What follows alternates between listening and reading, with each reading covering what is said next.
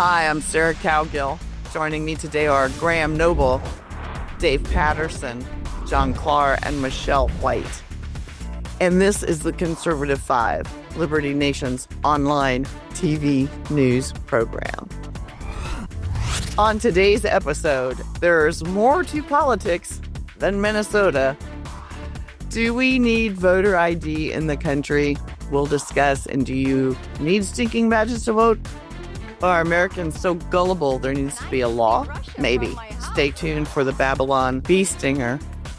And Hillary is in a seminary mood these days, and we'll mull that over in Hillary's Salvation Revival.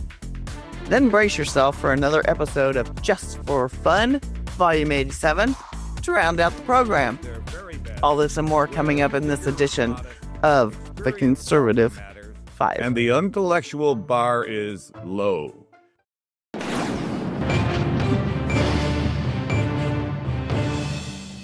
The Safeguard American Voter Eligibility Act, SAVE Act, says its purpose is to protect voters. Well, instead of droning on, I'm just going to ask Michelle White to explain the pros and cons of the proposed legislation because, well, she wrote a nice article for Liberty Nation, and you can catch that if you go to libertynation.com. Michelle, go ahead, babe. There are 3 provisions, and they are: you have to be an American citizen, you have to show you have to show an ID when you go to register to vote in person, and they're supposed to purge all of the illegal names on the voter rolls. Now, the other side will say that it disenfranchises certain populations, but that's a racist comment in and of itself, because the people that they say it disenfranchises are the poor, predominantly Black neighborhoods where they don't have access to IDs.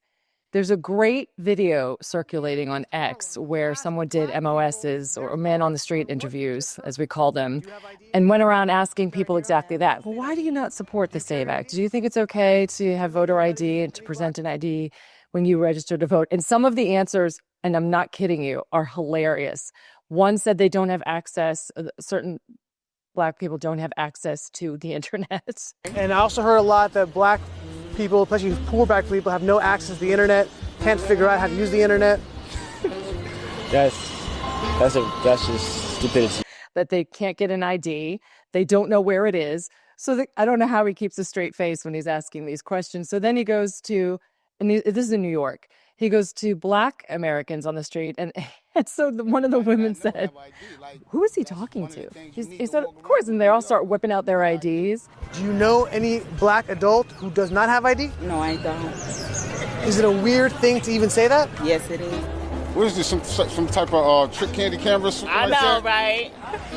That's the only thing I brought with me. That's the narrative, that it would disenfranchise Black people who don't have access to the DMV or don't know how to find it or don't have the wherewithal to get an ID, which is ludicrous. That's a lie. Why would they say that? I heard a lot also that Black people can't figure out how to get to the DMV. Me? What does that say to you? I know it's that. It's on 25th Street. Do you know where DMV is, Ryan? It's on 125th Street and 3rd Avenue, I believe. So for what have they been doing? You have an ID for everything. You have to have an ID to get a gym membership. You have to have an ID to get a gun. You have to have an ID to drive. You have to get a driver's license. It's just a ridiculous argument because they don't have anything else to stand on. But what would our founders say? Do you think Thomas Jefferson or Benjamin Franklin or George Washington would say, sure, let's let the British, sorry, Graham, let's let the British vote in our elections? It's just a no-brainer. So honestly, that would have been a terrible idea, believe me. I can tell you. Right. They weren't voting in our elections. Why would anybody think it's a good idea to have an election where you don't have to show any ID to prove who you are, and you don't have to prove that you're even American? Come on in, ISIS. I mean, that's really what it's saying. It's absolute insanity, and it's a no-brainer. So Scott Presler has been making this his personal mission, and he's really he has so much influence that he took what was a dying, stagnant, forgotten bill, and he's resurrected it. And because he's gotten 48 sponsors onto this. Still not enough, though. It's not enough to pass it. So he's telling them to nuke the filibuster. And that's what it's going to take, I think, because they're still short 4 votes. 4 Republicans. It's the usual suspects: Collins, Murkowski, and I forget the other 2, but the usual suspects. There's 4 that are not. But even if they had all 53, they don't have the 60. So it will take a filibuster unless someone comes over from the other side. You know, the founding fathers also didn't let people vote. They only let people who were property owners vote. I'm just pointing that out, Michelle, because I have to. Yes. I have to get you. I have to get you because they said I would. Now I'm done getting you. Okay, John Clark. Michelle touched on this, and she did say that critics have damned this as the product of xenophobia and legislation that, quote, seeks to intimidate members of immigrant communities and communities of color from exercising their lawful right to vote, end quote. Now, we've already kind of discussed a little bit of that, but I have heard the women now getting online saying they're not going to let us vote anymore if we got married.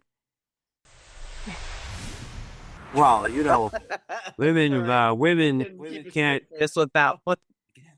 How do they do that when they don't know what a woman is? You can tell who a woman is because they can't back up a car.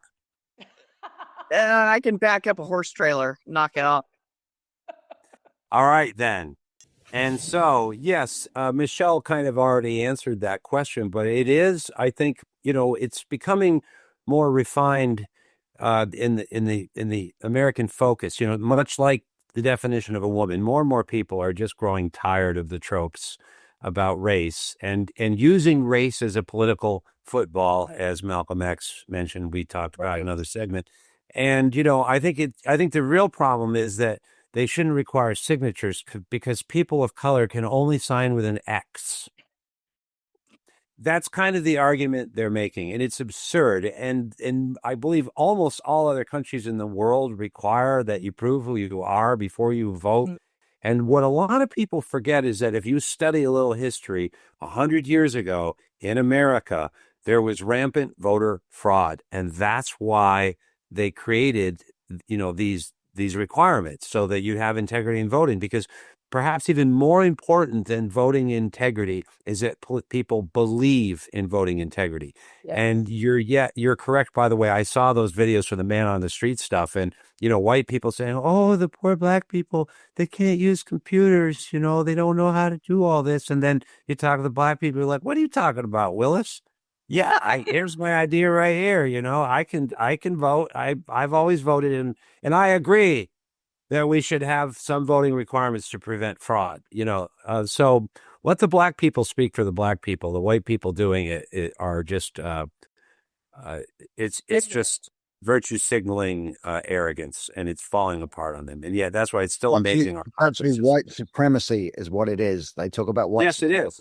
Yeah, that's white supremacy when you have white people thinking that they can speak on behalf of the black community. It's used to disproportionately impact black and brown people. Westwood, like, yeah, you wouldn't have like that much difficulty getting an ID, but like people in like Compton, like it's much more difficult. Like it's like, you know, like just 34 other states require voter ID in some form. You know, like I live in the tiniest little place. These people have known me all my life, and I will go in there to the polling place and stand in line, and everybody will go, "Hi, Sarah. Hi, Sarah. Oh, honey, how you doing?" La la la la. And you know what? Do you have your ID?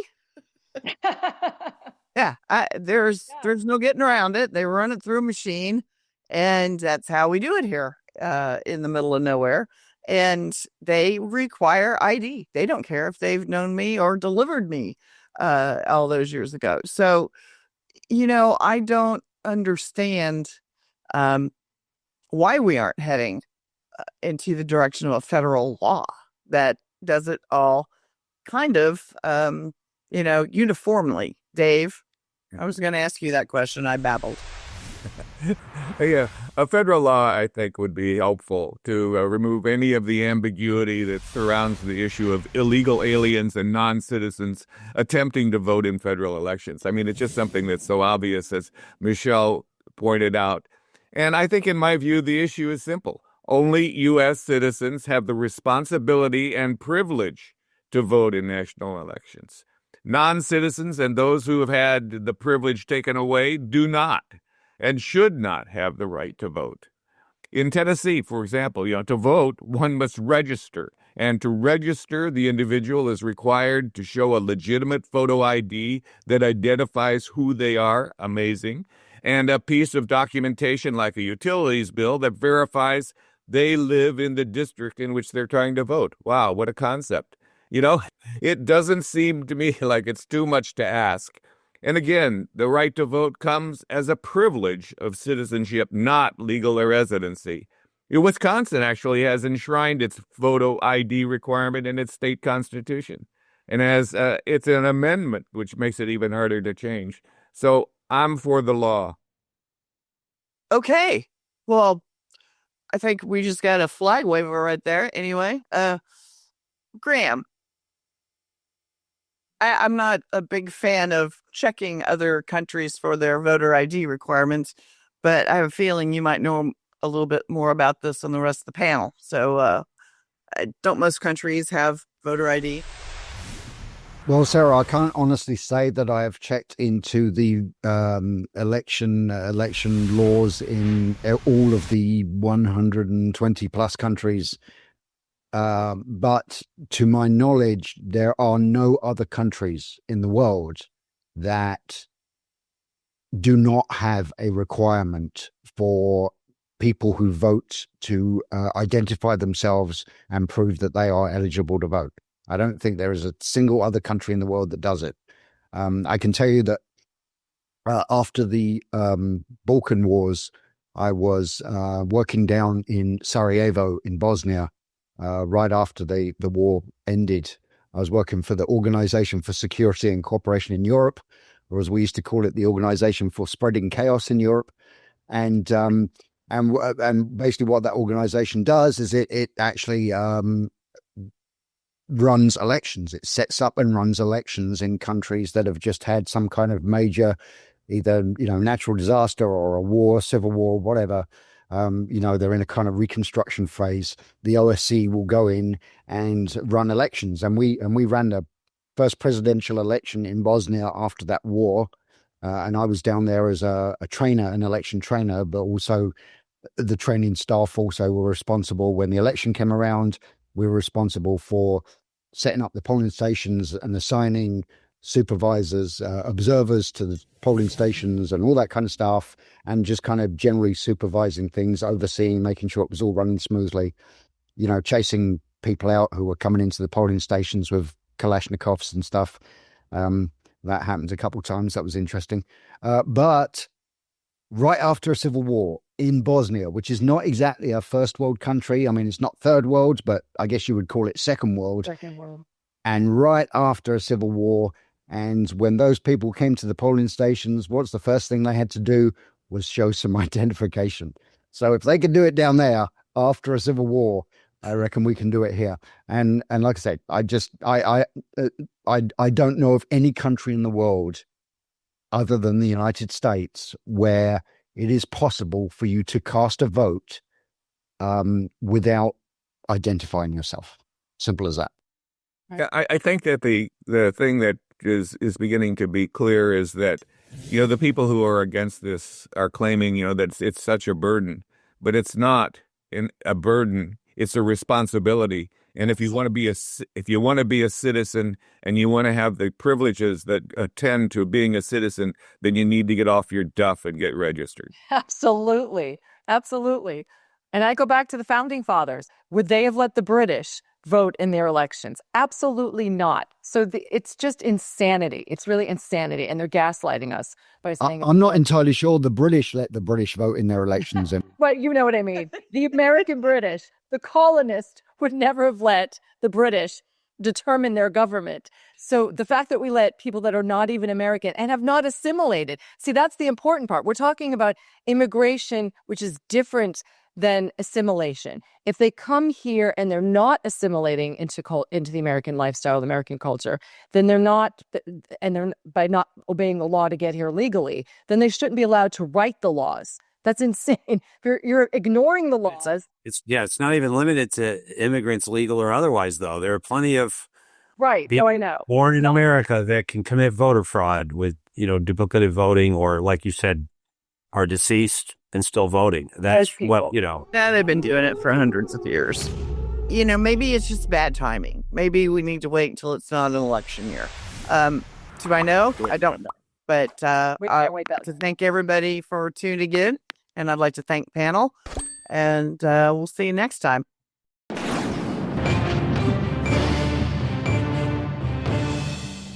Well, that crazy, dare I say, humorless state of Hawaii stuck its overreaching hand into the honeycomb and was reliably stung.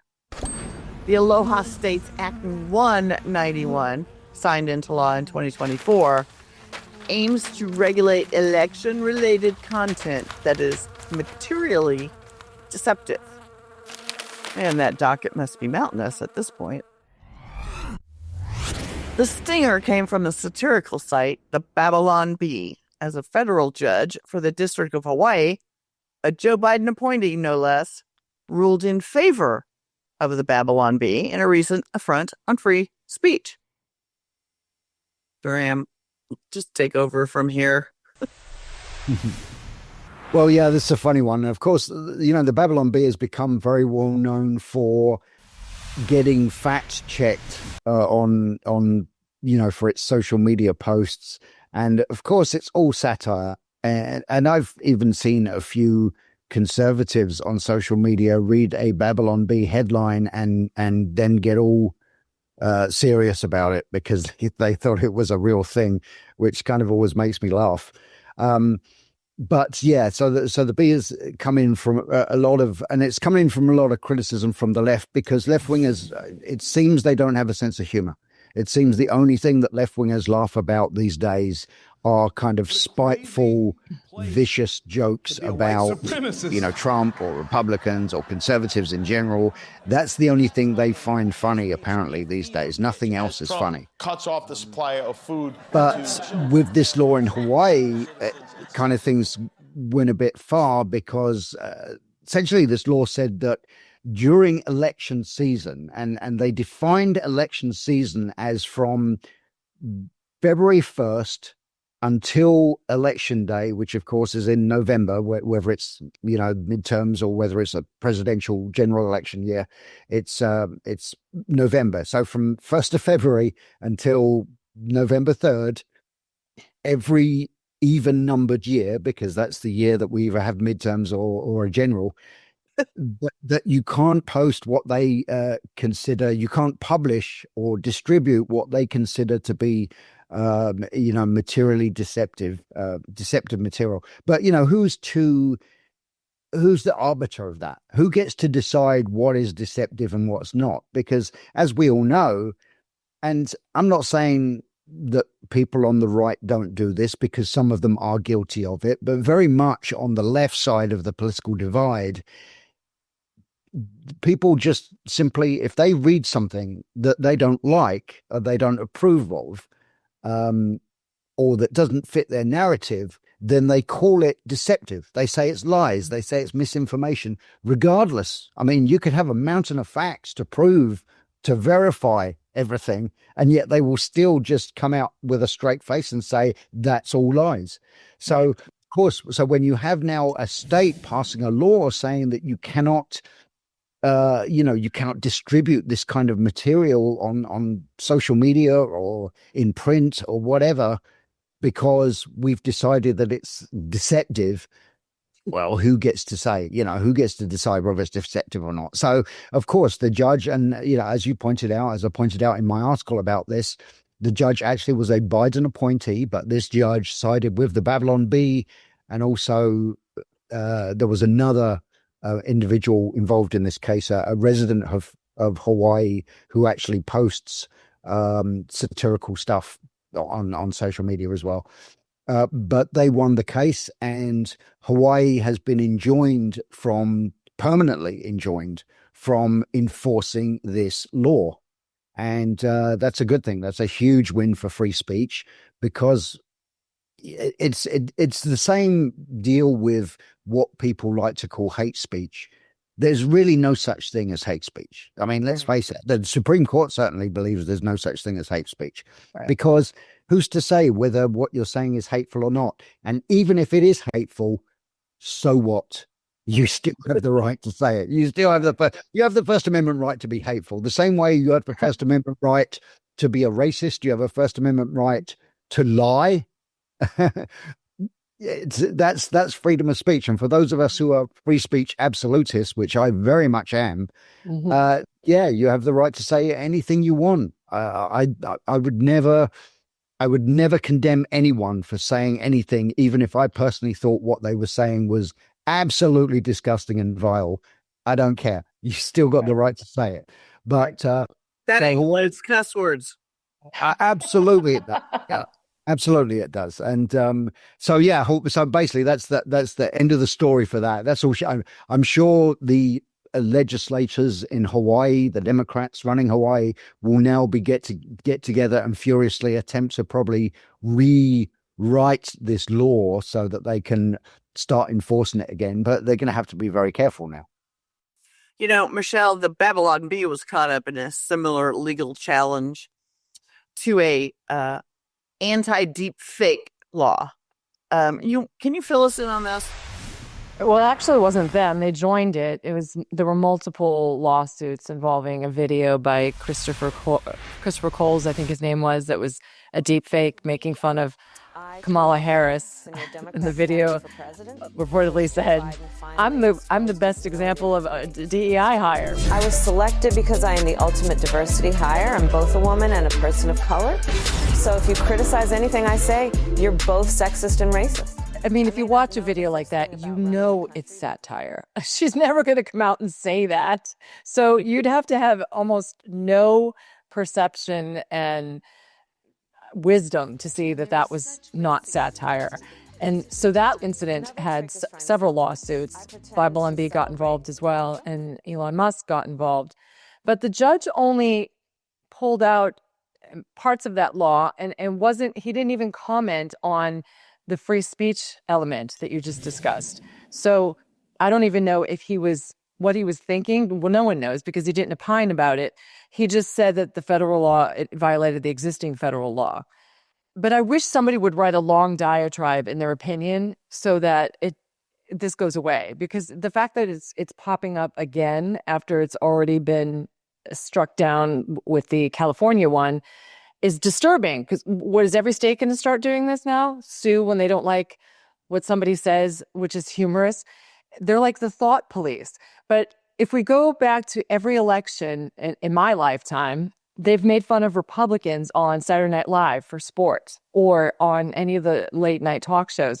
And if they held those same standards that they're holding against Babylon Bee and this filmmaker who made fun of Kamala Harris, in 2008, I remember when they were making fun of Sarah Palin. And the skit on Saturday Night Live was, I can see Russia from my house. And I can see Russia from my house. Well, guess what? She never said that. Sarah never said that.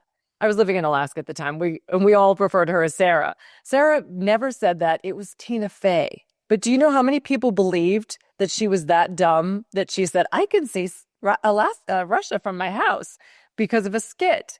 Yeah.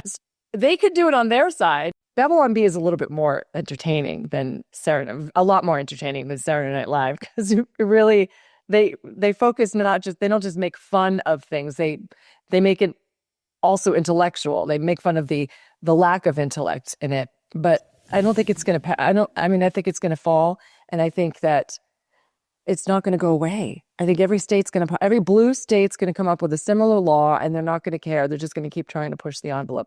Okay. That was pretty thorough. Dave, can you touch on that a little bit? What other states are starting to use laws like this? Well, Sarah, there are a number of states that have attempted to curtail satirical media, claiming that such speech unduly influences voters with disinformation. Now that, of course, denigrates the educational system, which probably should be denigrated. But as you might suspect, leading the list is California, and everyone's milk bottle or milk carton picture in Minnesota that have passed legislation prohibiting deep fakes. Now, I would make the case that some deep fakes are not satire, but are designed to, in fact, persuade and are, in fact, disinformation purposefully to mislead voters. But it's very difficult to tell the difference these days. And hopefully at some point you'll have a technology that'll be able to do that, to discriminate between the satire, the parody, and the purposeful efforts to deceive. Texas actually was one of the first states to recognize the problem of deep fake videos and attempted to do something legislatively about it. And there are other states that have active or recent laws and proposals to limit, and this is the problem, limit satire, parodies, or deep fake videos, and they lump them all together, which I think is problematic. And it's particularly at election time. I mean, New York, Michigan, Washington, Virginia, the standard cast of characters that you would expect. But there are over 25 states with some level of limitation on parodies, satire, and deepfake media. So the problem these states have is that the courts have repeatedly held that satire and parody particularly enjoy a very strong free speech protection. And so it's a problem, but it's one that we're not going to easily solve. I'd like to point out before we go further that I was hoping beyond hope that on this broadcast we would not say Minnesota. Well, you know, that's a problem when you have the Minnesota status on most. It's on fire. People are starting to lose faith that it might still be there in a year. The fact that it's only going on in Minnesota is telling. So what are they hiding? Because I believe that chaos. We're not talking about Minnesota. We're not. Okay, we're going to go back to free speech, and I'm going to say, Mr. Clark, do you agree with Michelle? Is this just a backdoor into destroying free speech?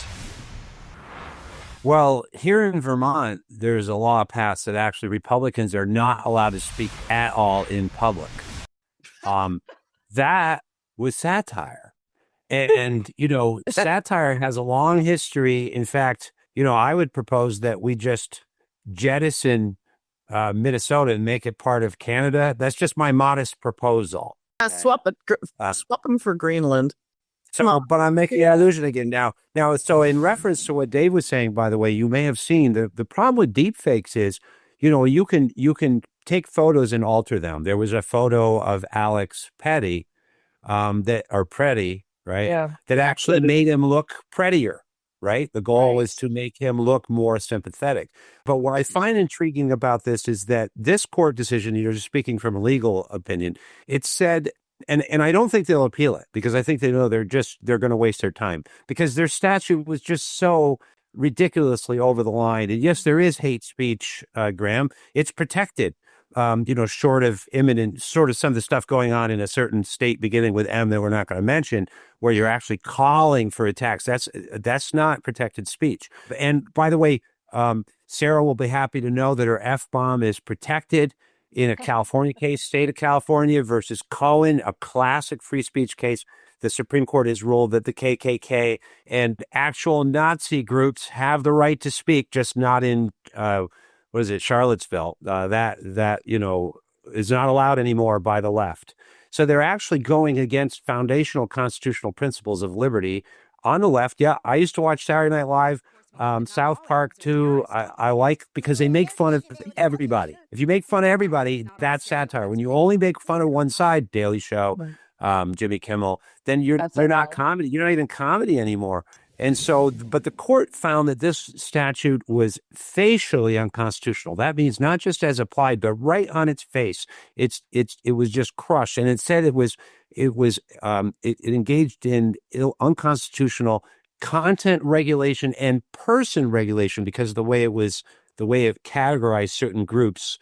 So it's a double problem. And then furthermore said that the disclaimer that they required was also unconstitutional because it would unfairly influence how opinions were perceived. So the court also ruled that they had not met the least restrictive means test, and that is the invitation to open the door that Graham referenced of going back to the drawing board and try to do it again in another way.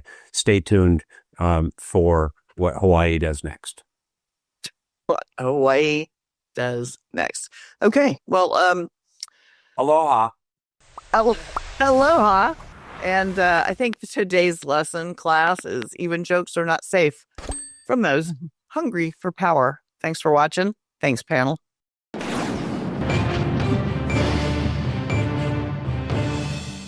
Hillary Clinton penned an article for The Atlantic where she said the country needed, and I quote, more Christians like me, end quote. In this case, she was speaking about Jesus loving thy neighbor in relation to immigration. The Atlantic actually printed this for Mrs. Clinton amid pressures from the House Oversight Committee, whom both Hill and Bill gave the international sign language gesture of bugger off when subpoenaed to testify in the Epstein manner. It took the entire middle part of the country by surprise after the grand snubbing. But the Clintons have agreed to at least show up and plead the fifth. This group of folks right here have been great observers of the Hillary since 1990, so let's discuss. John Clark, when was the last time we saw Mrs. Clinton clutching the good book? The Clintons and the Democrats, starting at least in 2012, were trying to influence the Catholic Church in particular. They were forming groups that were trying to impose progressive ideals on the Catholic Church.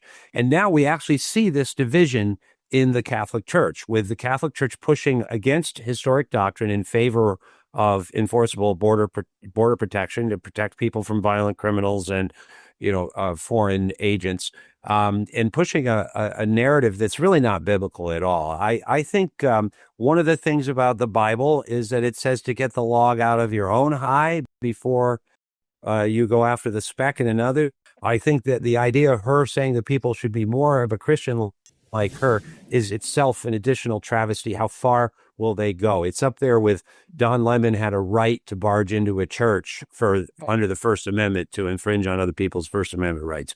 So it's actually part of a growing appeal to religiosity and morality to do things that are actually arguably immoral by protecting those who commit crimes and not those who are their victims. So the fact that the Atlantic published it is to their forever shame. But I think it's just more laughable. It's the Atlantic. They'll publish anything she wants. Right. Apparently. And so, I don't think it's going to resonate well with a lot of Americans. And I don't think that trying to, use Jesus to exploit for your messaging works very well when we see that most of these people being rounded up are violent threats to our neighbors. And we are to love our neighbors as ourselves includes maybe protecting them from those who would commit horrible crimes against them, not open the door to them. Amen. Michelle, what are the Clintons trying to get out in front of? I mean, they've agreed to testify, so. But remember, President Obama said we are no longer a Christian nation, and he got backlash for that. So now she's trying to pretend, one, that she's just like us. She's just like us because we are a Christian nation, and she wants to be one of us, which is ludicrous. And then second, she's going to define what Christianity is. Well, first of all, Christianity, and Christians know this, are people that have a deep relationship with Jesus. It's not a religion, it's a relationship. And it starts with recognizing that our sin damned us to hell, and he came and took the punishment for our sins. So we live differently because we love differently because he loved us first. But when you have a relationship with Jesus, then you know the Bible in its entirety. Satan knows the Bible too. He had the audacity to tempt Jesus in the desert with the Bible, with what's written in the Word. So I'm not impressed by her quoting a scripture here and there, and neither is Jesus. But more importantly than love your neighbor, he said, you will know them by their fruits. Not more importantly, but as importantly, as you'll know them by their fruits. And you just named a few of their fruits, John.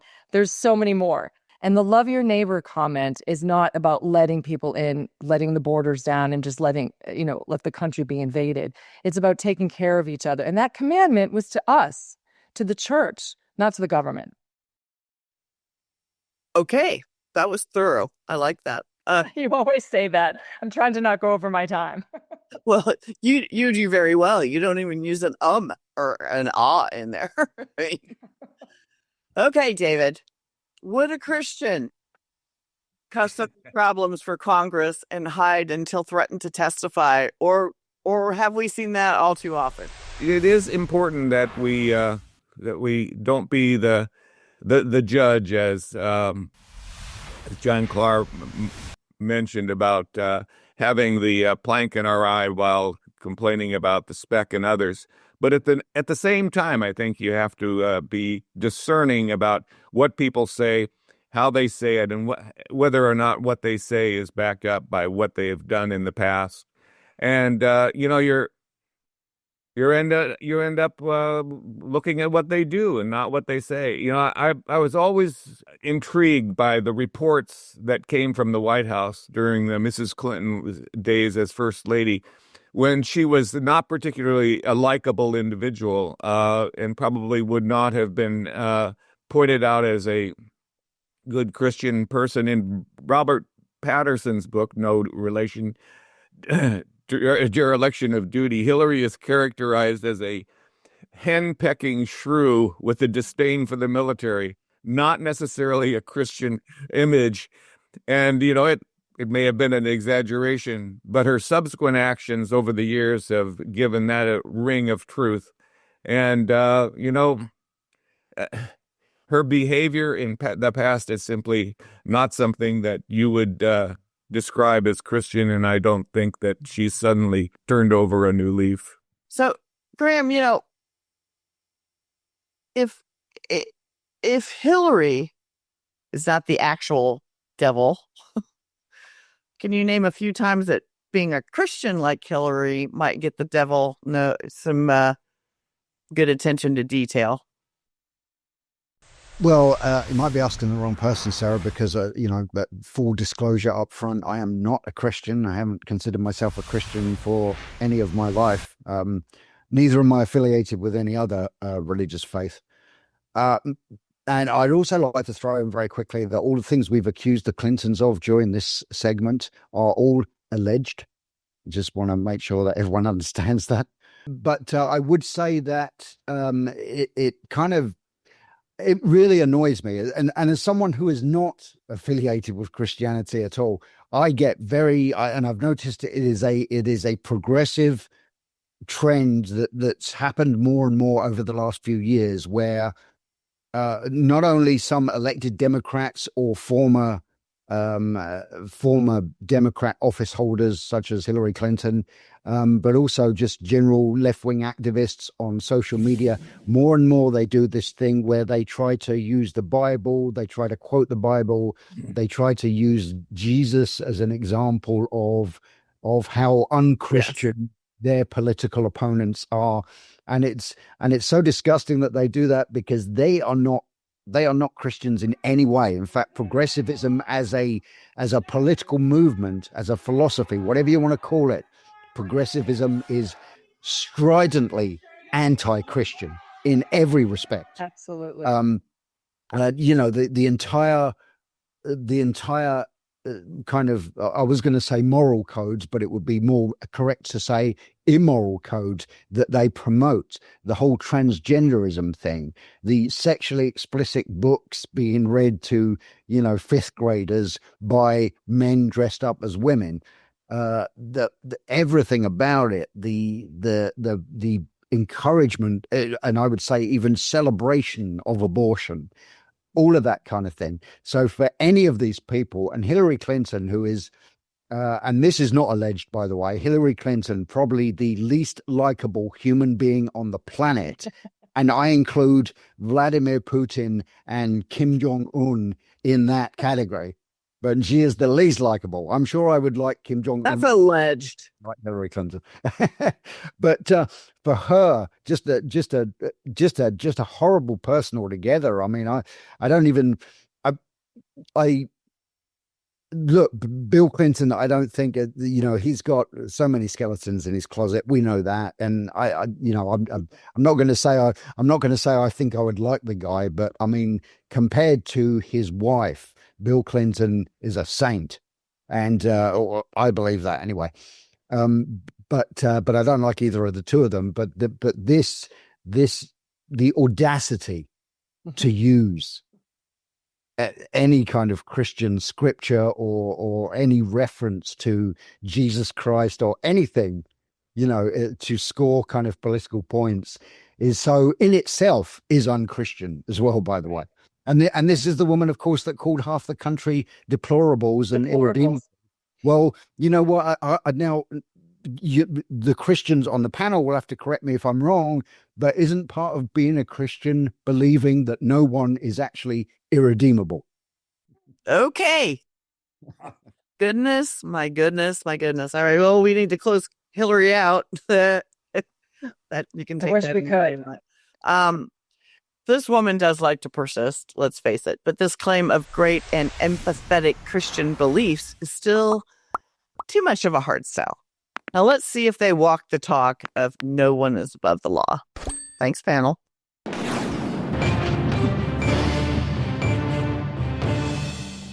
It's that moment you've all been waiting for. C5 presents a segment we like to call Just for Fun.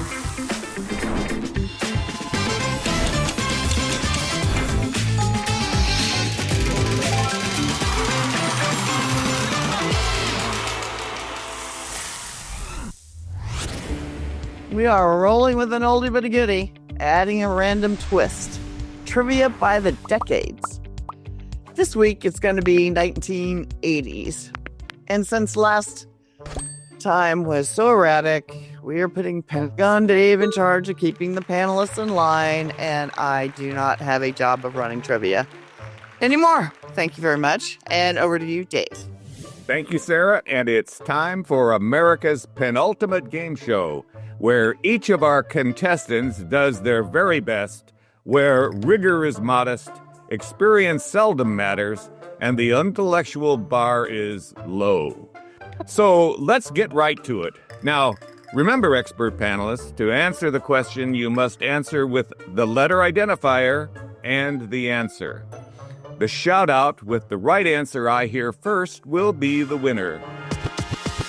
It's time to play Trivia by the Decades. This week, it's our 1980s version, as Sarah mentioned. So let's get right with question number 1. It's always a good way to start. What was the name of the fictional African country in the 1985 comedy movie Coming to America, where Prince Akeem, played by Eddie Murphy, was from A, Ecuador, B, Zambia, C, France, D, Zamunda? Zamunda. I heard Zamunda. Michelle. So Michelle gets 1 up. She's off to the lead. Okay, question number 2. Which singer had the biggest hit of 1983 with the song Billie Jean? Michael Jackson. Was it A, Cher, B, Michael Jackson, Michael Jackson, B, Sam the Sham, or D, Mama Cass Elliot? B, Michael Jackson. Oh, look, John. Ruiz around here. John played correctly. He gets 1. You guys all cheat. Number said at the same time. Question number 3. What colorful arcade game released in 1980 featured a character that ate dots and avoided ghosts? Was it A, Pong, B, Super Mario Brothers, C, Pac-Man, D, Donkey Kong? D, Pac-Man. D, Pac-Man. That was Sarah. Pac-Man. Sarah got 1. So I thought we were supposed to say the letter too. Are we changing the rules? No, I think Sarah said the letter. Donkey Kong. D. Pac-Man. She said it before you said the list because we all thought the same thing. And he didn't count that. And at the end, she said it rightly. All disputes will be adjudicated by me. There will be no. That's my point, damn it, girl. And we're going to shout out then. Sarah gets the one. Question number. Well, I actually said it right at the end after he finished the whole ABCD. Question number 4. I thought CPAC Man was a Republican political. 1986. Which space shuttle tragically exploded shortly after launch, killing all 7 crew members, including teacher Krista McAuliffe? Was it A, Endeavour, B, Challenger, C, Enterprise, or D, Atlantis? The Challenger. I said it first. Michelle, but you're not getting the rules, Michelle. You have to wait till... Go back. I said roll the tape back as soon as he said beach. I rolled the tape back. You have to wait till D is done. You have to wait till D. Till the whole list is done. Okay. Question number 5. What was the name of the magical talking car in the TV series Knight Rider, which aired from 1982 to 1986, starring David Hasselhoff? Was it A, Night Shadow, B, Avenger, C, Edsel 2, or D, Kit? D. Kit. Chitty Chitty Bang Bang. Sarah got it. Yep. Question number 6. One of my all-time favorites. Question number 6. It's Academy Award time. And what movie won the Best Picture Award in 1986? Was it A, The Color Purple, B, Out of Africa, C, Witness, or D, Prizzi's Honor? A, The Color Purple. I was going to guess A, but I don't know. D, Witness. No, Out of Africa. No one wins. No one Question wins. They're all losers. Question number 7. What was the name of the popular 1980s toy that was a small furry creature with a plastic tag in its ear? Was it A, Maddie the Mongoose, B, Poor Pitiful Pearl, C, Fuzzy Wuzzy, or D, Cabbage Patch Kids? D. Fuzzy Wuzzy. D is correct. Graham gets one. You're on the board, Graham. How exciting. Question number 8. Which British pop group had a massive 1984 hit with Wake Me Up Before You Go Go? A, The Who, B, The Zombies, C, Wham, or D, Billy Idol and the David and the Wham. Yeah. Sarah, you are just on fire. 80s were my jam, baby. They were the best music, best movies. College. Question number 9. What was the name of the 1985 blockbuster movie about a teenager who time travels in a DeLorean? Future. A, Back to the Future, B, Up Until Now, or C, Future Quest, D, Bad Robot? A, Back to the Future. Back to the Future. Michelle got it. That was my favorite movie from the 80s. Okay, now, last but not least, question number 10.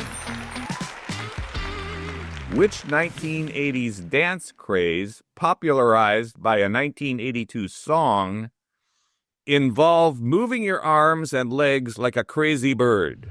Was it the Funky Moose, B, the Chicken Dance, C, Hand Jive, or D, the Bird?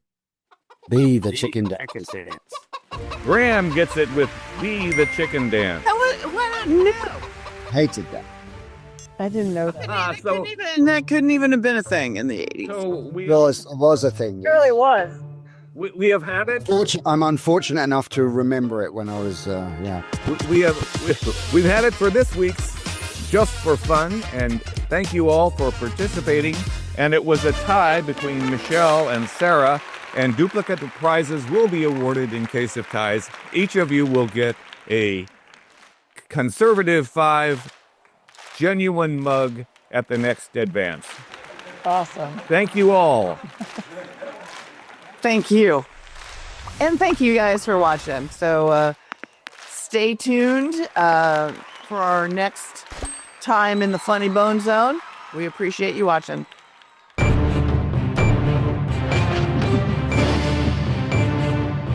That's it for our Conservative 5 panel today. Check out our other C5 shows and segments on your favorite video platform. YouTube, Vimeo, Rumble, we're on them all.